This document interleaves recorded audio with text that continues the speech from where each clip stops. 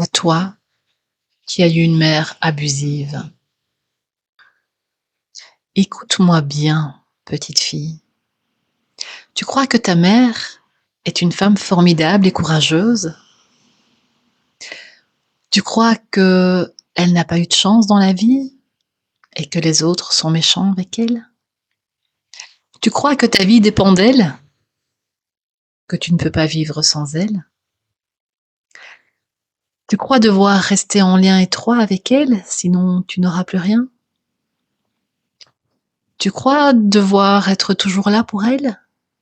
Que tu lui dois bien ça?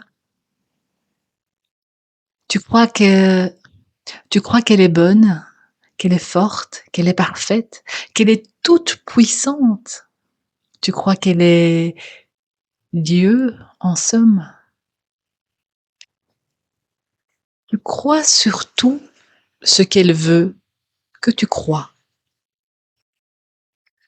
Alors ouvre les yeux. Oh non, elle n'est ni formidable, ni courageuse, ta mère. C'est juste ce qu'elle t'a fait croire. Oh non, elle n'a pas manqué de chance dans la vie, ta mère.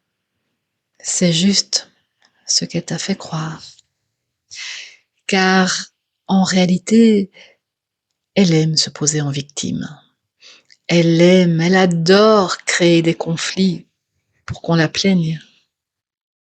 C'est une façon d'attirer l'attention des autres, la tienne, et de leur voler de l'énergie à eux et à toi. Oh, bien sûr que si, tu peux vivre sans elle. Depuis l'instant où tu as quitté son utérus, tu n'as plus besoin d'elle pour vivre, respirer ou manger. Ça fait un bail maintenant.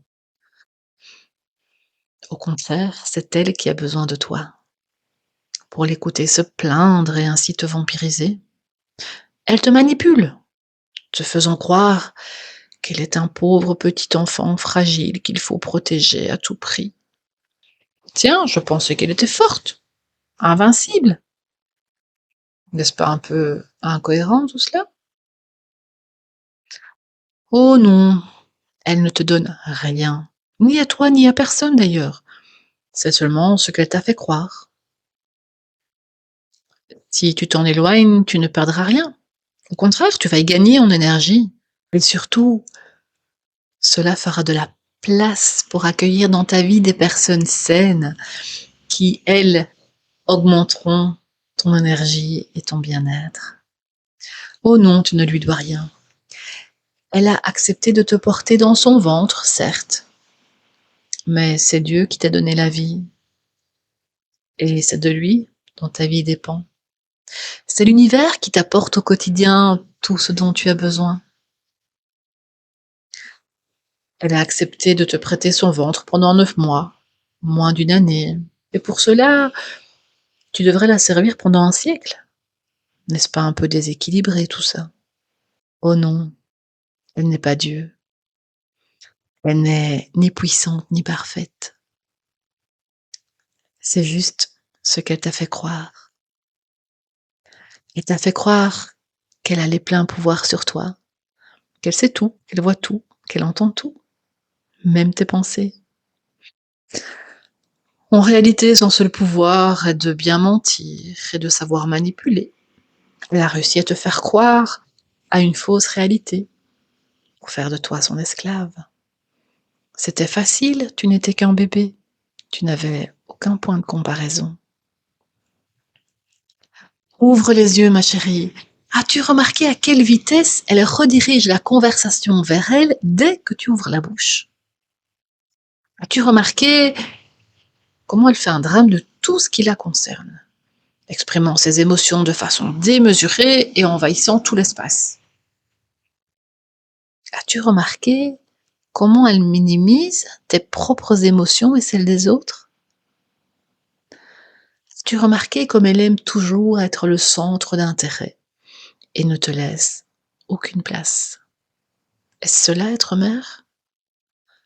Non, je ne le crois pas. C'est plutôt le comportement d'un enfant capricieux. Or, un enfant capricieux On le met au coin, on ne le sert pas comme un roi. Ouvre les yeux, ma chérie. Une mère, ce n'est pas ça.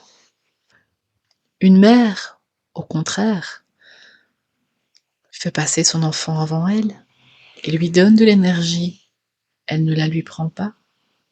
Une mère console son enfant. Elle le prend dans ses bras quand il a du chagrin avec tendresse, sans le juger.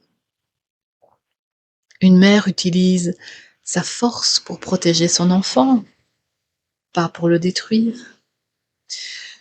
Une mère veut que son enfant grandisse, devienne une femme indépendante ou un homme responsable qui saura vivre sans elle. Elle ne se l'aliène pas. Une mère soutient son enfant envers et contre tout. Mais elle sait aussi lui faire remarquer quand il a tort, lui mettre des limites. Elle lui apprend à grandir. Une mère veut faire de son enfant un adulte responsable, capable de prendre les bonnes décisions pour lui et ses futurs enfants. C'est ça une mère saine. Une bonne mère, quelqu'un qui ne te flatte pas l'ego pour obtenir tes faveurs, mais qui, au risque de te fâcher, se positionne, t'apprend à démêler le vrai du faux, à différencier le bien du mal, qui t'apprend à penser par toi-même et accepter que ton point de vue diverge du sien. Quelqu'un qui t'enseigne que chacun a ses forces et ses faiblesses, et elle la première. Quelqu'un qui accueille tes émotions et t'aide à les gérer, au lieu de les nier et de détourner ton attention, t'obligeant à les refouler. C'est quelqu'un qui assume ses responsabilités, corrige ses erreurs et continue à grandir avec toi. Alors qu'en dis-tu? Crois-tu toujours qu'elle mérite que tu t'empêches de vivre pour elle? Crois-tu toujours qu'elle mérite que tu lui consacres toute ton énergie? Crois-tu toujours qu'elle mérite d'être le centre du monde, le centre de ton monde? Ouvre les yeux et ose. Ose te déconnecter d'elle. Ose détourner ton regard d'elle et le poser sur le monde qui t'entoure. Ose te connecter à la source, la véritable source, celle que tu appelles Dieu, ou l'univers, ou encore l'amour universel, ou comme tu en as envie. Ose te connecter à la source et accepte de recevoir ce dont tu as besoin. Tu le mérites bien. Et elle, eh bien, elle n'a qu'à faire pareil. La source est là, pour elle aussi.